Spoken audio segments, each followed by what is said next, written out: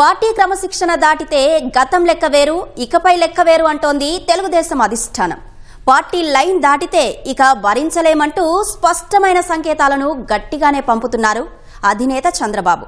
అదే సమయంలో ప్రజల్లో ఉంటేనే వరుస విజయాలు సాధ్యమనే సూత్రాన్ని ఎవరూ మరవరాదంటున్నారు.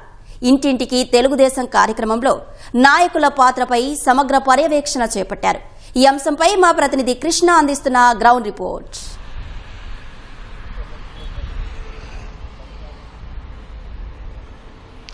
అశ్విని, ఏదైతే తెలుగుదేశం ఈ పార్టీ క్రమశిక్షణ దారి తప్పుతున్న నేతల విషయంలో మాత్రం కఠినంగా ఉండాలని చెప్పి నిర్ణయించింది. దీనికి సంబంధించి అటు అధినేత చంద్రబాబు అలాగే వర్కింగ్ ప్రెసిడెంట్ నారా లోకేష్ ఇద్దరూ కూడా ఖచ్చితంగా ఈ విషయంలో మాత్రం ఖచ్చితంగా కఠినంగా ఉండాలని చెప్పి నిర్ణయించారు. ఇందుకు అనుగుణంగానే గత కొద్ది రోజుల నుంచి కూడా పార్టీలో కూడా చాలా కొన్ని మార్పులు అనేవి చోటు చేసుకుంటూ వస్తున్నాయి.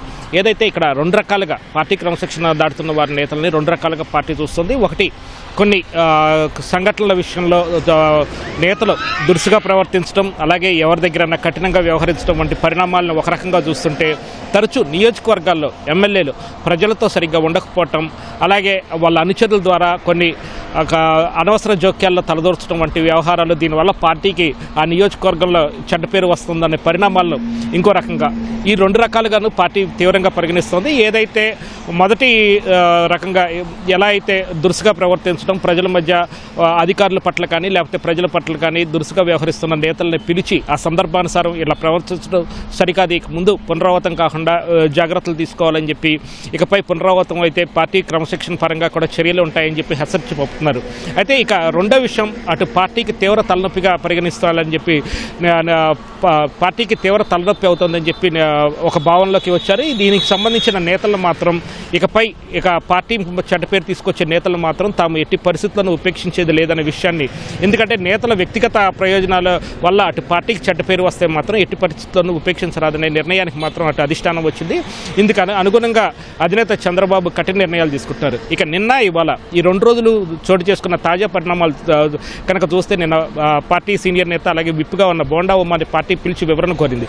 ఏదైతే ఇటీవల ముద్రగడ్డ పద్మనాభం సంస్మరణ సభలో ఆయన వైసీపీ నేతలతో సఖ్యతగా మెలగటం అంశాన్ని తీవ్రంగా పరిగణించింది. దీనివల్ల కేడర్లో వ్యక్తమైన తీవ్ర అసంతృప్తి వల్ల ఎలాంటి పరిణామాలు చోటు చేసుకున్నాయో, దానివల్ల ఎలాంటి ఆగ్రహం వ్యక్తమైంది అన్న విషయాలను పిలిచి అర్థమయ్యేలాగా చెప్పడం, దానికి బోండా ఉమా కూడా ఇకపై ఇలాంటి పరిణామాలు పునరావృతం కాకుండా చూసుకుంటానని చెప్పడం, ఇక మున్ముందు అటు అధినేత కానీ పార్టీ కానీ చెడ్డ పేరు ఎట్టి పరిస్థితులను తీసుకొచ్చేలాగా తను వ్యవహరించడాన్ని స్పష్టం చేయడంతో ఆయన ఇచ్చిన వివరణ పట్ల సంతృప్తి చెందింది. తాజాగా ఆలగడ్డ ఎమ్మెల్యే భూమా అఖిలప్రియని కూడా పార్టీ కార్యాలయానికి పిలిచి వివరణ తీసుకుంటున్నారు. దీనికి సంబంధించి కూడా కొన్ని ఇక్కడ నియోజకవర్గంలో తరచూ వస్తున్న వరుస ఫిర్యాదులను మాత్రం తీవ్రంగా పరిగణించింది. గతంలో కూడా అధినేత చంద్రబాబు ఏదైతే డిన్నర్ సమావేశాలు నిర్వహించినప్పుడు నేతలను వ్యక్తిగతంగా పిలిచి వారికి ఉన్న తాను వివిధ రూపాల్లో నిర్వహించిన సర్వేల ద్వారా వారికి ఉన్న వ్యక్తిగతంగా అక్కడున్న పరిస్థితులను కూడా వారికి వివరించడం జరిగింది.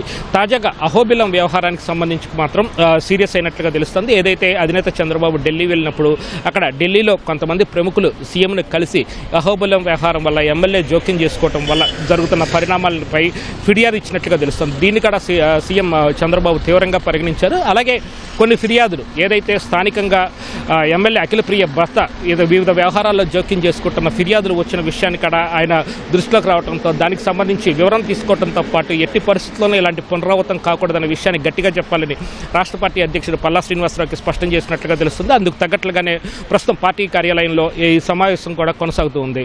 అలాగే ఇతర విషయాలకు వస్తే కనుక నియోజకవర్గాల వారికి కూడా కొంతమంది నేతలు, దాదాపు రాష్ట్ర వ్యాప్తంగా ఒక 10 మంది వరకు ఎమ్మెల్యేలు కూడా ఇలా కొంతమంది గాడి తప్పి వ్యవహరిస్తున్నారనే ఫిర్యాదులు పార్టీ అధిష్టానానికి వచ్చి, అందుకు తగ్గ నేతలను కాడ చంద్రబాబు ఒక లిస్ట్ అవుట్ చేసి వారికి ఎవరైతే రీజనల్ కోఆర్డినేటర్స్ ఉంటారో సమన్వయకర్తలు, వారి ద్వారా సందేశం అనేది గట్టిగా పంపించారు. ఇట్లా సందేశం పంపిన వారిలో 10 మంది వరకు కూడా నేతలు ఉన్నట్లు తెలుస్తుంది. ఇందులో ఒకరిద్దరు మంత్రులు కూడా ఉండటం, అలాగే కొంతమంది మాజీ మంత్రులుగా చేసిన వారు ఉండటం వంటివి కూడా తెలుస్తుంది. అలాగే ఉత్తరాంధ్రకు సంబంధించి ఒక 2 ఎమ్మెల్యేలతో పాటు ఒక మంత్రి కూడా ఉన్నట్లుగా తెలుస్తుంది. ఇలా అధినేత ఆదేశాల ప్రకారం పద్ధతి మార్చుకోవాలని, లేకపోతే పార్టీ ఎట్టి పరిస్థితులను ఉపేక్షించ ప్రసక్తే లేదని చెప్పి ఇలా సమన్వయకర్తల ద్వారా సందేశం గట్టిగా పంపినాల్లో ఈ వీరున్నట్లుగా తెలుస్తుంది. దానికి అలాగే ఇటు ఉభయ ఉమ్మడి గోదావరి జిల్లాలకు సంబంధించి కూడా ఒక మాజీ మంత్రి కూడా ఉన్నట్లు తెలుస్తుంది. అటు రాయలసీమ ప్రాంతానికి సంబంధించి కూడా మహిళా నేతలతో పాటు కొంతమంది నేతలకు కూడా ఇదే సందేశం వెళ్ళినట్లుగా తెలుస్తుంది.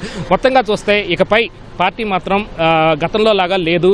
పార్టీకి వ్యక్తుల ప్రయోజనాల వల్ల పార్టీకి చెడ్డ వస్తే మాత్రం ఎట్టి పరిస్థితులను ఉపేక్షించేది లేదనే సందేశాన్ని మాత్రం గట్టిగా పార్టీ అధిష్టానం అటు నేతలకు అనేది చేరవేస్తుంది. అశ్విని, ఇది తాజా పరిస్థితి. కెమెరా పర్సన్ ఎంఎస్ఎన్తో VSN Krishna, ETV news, Amaravati. ఓటు స్టూడియో.